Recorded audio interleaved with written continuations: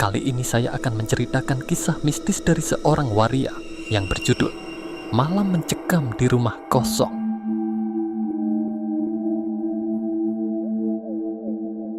Namaku Rina, seorang waria yang tinggal di kota kecil yang tenang. Kehidupan di sini biasanya damai, tapi ada satu malam yang mengubah segalanya. Malam itu, aku mengalami sesuatu yang tak akan pernah kulupakan. Aku bekerja sebagai penata rias di sebuah salon kecil. Malam itu, setelah selesai bekerja, aku memutuskan untuk pulang lebih awal. Jalanan sepi, hanya ada suara angin yang berhembus pelan. Aku berjalan melewati sebuah rumah tua yang sudah lama kosong. Rumah itu selalu memberikan kesan angker dengan cat yang mengelupas dan jendela-jendela yang pecah. Banyak cerita beredar tentang rumah itu, katanya dihuni oleh roh jahat. Saat aku melewati rumah itu, tiba-tiba aku mendengar suara langkah kaki dari dalam. Jantungku berdebar kencang. Aku mencoba meyakinkan diri bahwa itu hanya imajinasiku. Tapi, rasa penasaran mengalahkan rasa takutku. Aku memutuskan untuk mendekati rumah itu dan melihat apa yang terjadi. Aku membuka pintu yang sudah lapuk dan berderit.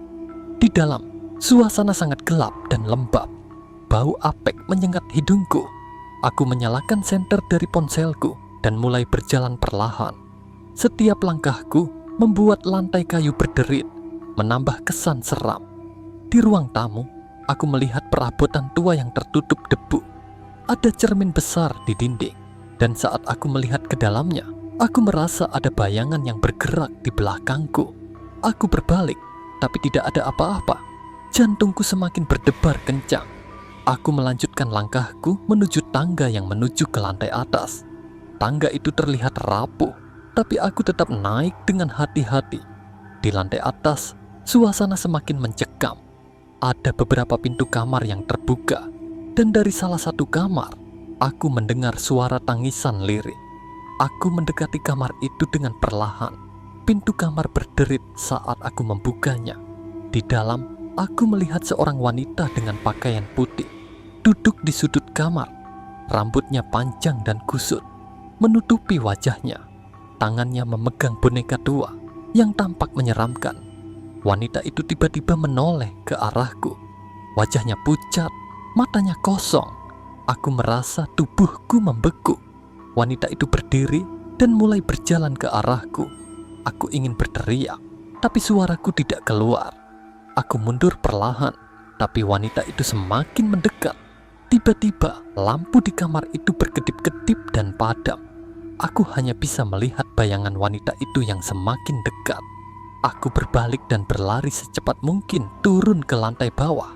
Saat aku sampai di pintu keluar, aku merasa ada yang menarik bajuku. Aku menoleh dan melihat tangan wanita itu yang pucat dan dingin. Aku berusaha melepaskan diri dan akhirnya berhasil keluar dari rumah itu. Aku berlari tanpa henti sampai tiba di rumahku. Nafasku tersengal-sengal dan tubuhku gemetar. Malam itu, aku tidak bisa tidur. Bayangan wanita itu terus menghantui pikiranku. Keesokan harinya, aku menceritakan kejadian itu kepada teman-temanku. Mereka terkejut dan mengatakan bahwa banyak orang yang pernah mengalami hal serupa di rumah itu. Mereka menyarankan agar aku tidak pernah kembali ke sana. Namun, rasa penasaran masih menggangguku. Aku merasa ada sesuatu yang belum terungkap di rumah itu. Beberapa hari kemudian, aku memutuskan untuk kembali ke rumah itu. Kali ini dengan membawa beberapa teman. Kami masuk ke dalam rumah dengan hati-hati. Di lantai atas, kami menemukan sebuah buku harian tua yang tersembunyi di bawah lantai kayu. Buku itu milik seorang wanita bernama Sari yang tinggal di rumah itu beberapa dekade lalu. Dari buku harian itu, kami mengetahui bahwa Sari mengalami banyak penderitaan dan akhirnya meninggal dengan tragis di rumah itu. Kami juga menemukan beberapa barang milik Sari, termasuk boneka tua yang dipegang oleh wanita yang kulihat malam itu. Kami memutuskan untuk mengadakan upacara kecil untuk menghormati arwah Sari dan berharap dia bisa tenang. Setelah upacara itu, suasana di rumah itu terasa lebih tenang. Namun, aku masih sering bermimpi tentang Sari dan rumah itu. Meskipun aku tidak pernah kembali ke rumah itu lagi, pengalaman itu tetap menghantui pikiranku. Waktu berlalu, dan aku mencoba melupakan kejadian tersebut. Namun, suatu malam, mimpi buruk itu datang lagi. Aku bermimpi berada di dalam rumah tua itu dan mendengar suara tangisan Sari yang penuh kesedihan. Dalam mimpi itu, Sari memanggil namaku, meminta tolong. Aku terbangun dengan keringat dingin, merasa sangat tidak nyaman. Aku merasa bahwa arwah Sari belum tenang. Aku berkonsultasi dengan seorang paranormal untuk mencari solusi. Paranormal itu mengatakan bahwa Wah Sari masih terperangkap di rumah itu karena kematiannya yang tragis. Dia menyarankan agar aku melakukan ritual pembersihan rumah untuk membantu arwah Sari menemukan kedamaian. Bersama dengan beberapa teman dan paranormal tersebut, kami kembali ke rumah tua itu untuk melakukan ritual. Suasana rumah malam itu sangat mencekam. Angin berhembus kencang dan suara-suara aneh terdengar dari dalam rumah. Kami menyalakan lilin dan dupa, lalu mulai berdoa. Selama ritual, kami merasakan kehadiran Sari. Suhu ruangan tiba-tiba menjadi sangat dingin, dan kami melihat bayangan Sari berdiri di sudut ruangan. Paranormal itu berbicara kepada arwah Sari, meminta maaf atas apa yang terjadi padanya, dan memohon agar dia bisa tenang. Tiba-tiba, lilin-lilin yang kami nyalakan padam seketika, dan suasana menjadi sangat gelap. Kami semua merasakan ada energi kuat yang mengelilingi kami. Paranormal itu melanjutkan doanya dengan suara yang tegas dan penuh keyakinan. Perlahan, suhu ruangan kembali normal dan bayangan Sari menghilang. Setelah ritual selesai, kami merasakan suasana rumah menjadi lebih ringan. Paranormal itu mengatakan bahwa arwah Sari telah menemukan kedamaian dan tidak akan mengganggu lagi. Kami meninggalkan rumah itu dengan perasaan lega, berharap bahwa pengalaman menyeramkan itu sudah berakhir. Namun cerita ini belum berakhir. Beberapa minggu setelah ritual, aku mulai mendengar suara-suara aneh di rumahku sendiri. Suara langkah kaki di malam hari, suara pintu yang berderit, dan bayangan yang bergerak di sudut mataku. Aku merasa ketakutan, berpikir bahwa arwah Sari mungkin mengikutiku pulang. Aku memutuskan untuk menginap di rumah temanku selama beberapa hari, berharap bisa mendapatkan ketenangan. Namun, suara-suara aneh itu tetap mengikuti aku. Bahkan teman-temanku mulai merasakan kehadiran yang tidak biasa. Mereka mendengar suara-suara yang sama dan merasa ada yang mengawasi mereka. Akhirnya, aku kembali berkonsultasi dengan paranormal. Dia mengatakan bahwa arwah Sari mungkin masih memiliki urusan yang belum selesai. Dia menyarankan agar aku mencoba berkomunikasi dengan arwah Sari untuk mencari tahu apa yang dia inginkan. Malam itu, aku dan teman-temanku mengadakan sesi pemanggilan arwah di rumah temanku. Kami menyalakan lilin, menutup semua jendela, dan mulai berdoa. Suasana sangat tegang dan mencekam. Aku memanggil nama Sari, berharap dia bisa mendengar kami. Tiba-tiba, lilin-lilin padam dan suhu ruangan menjadi sangat dingin. Kami mendengar suara tangisan lirih dan langkah kaki mendekat. Bayangan Sari muncul di depan kami. Wajahnya penuh kesedihan. Aku mencoba berbicara dengannya, bertanya apa yang dia inginkan. Sari tidak berbicara, hanya menatapku dengan mata kosong. Aku merasa ada yang menyentuh bahuku, dan tiba-tiba aku melihat bayangan lain di belakang Sari. Bayangan seorang pria dengan wajah yang penuh kemarahan. Pria itu mendekat dan menghilang begitu saja. Aku merasa ketakutan, namun tetap berusaha tenang. Aku bertanya kepada Sari, apakah pria itu yang menyakitinya? Sari mengangguk perlahan dan kemudian menghilang. Paranormal itu mengatakan bahwa pria tersebut mungkin adalah penyebab penderitaan Sari, dan kami perlu mencari tahu lebih lanjut tentang kematiannya. Beberapa hari kemudian, kami menemukan catatan lama di arsip kota yang mengungkapkan bahwa Sari memang meninggal dengan tragis setelah mengalami kekerasan dari suaminya. Suaminya ditemukan tewas di rumah itu beberapa hari setelah kematian Sari. Kami memutuskan untuk melakukan upacara pemurnian di rumah tua itu sekali lagi. Kali ini dengan lebih lengkap. Kami mengundang seorang pendeta dan beberapa orang desa untuk ikut serta dalam upacara tersebut. Malam itu, kami semua berkumpul di rumah tua itu dengan membawa bunga, dupa, dan lilin. Saat kami mulai berdoa, suasana malam itu sangat tenang namun mencekam. Angin berhembus pelan, membuat suara-suara samar terdengar dari dalam rumah. Pendeta mulai memimpin doa dengan khusyuk, memohon agar arwah Sari dan suaminya dapat menemukan kedamaian. Seluruh ruangan terasa berat dengan energi yang tidak terlihat, namun terasa sangat nyata.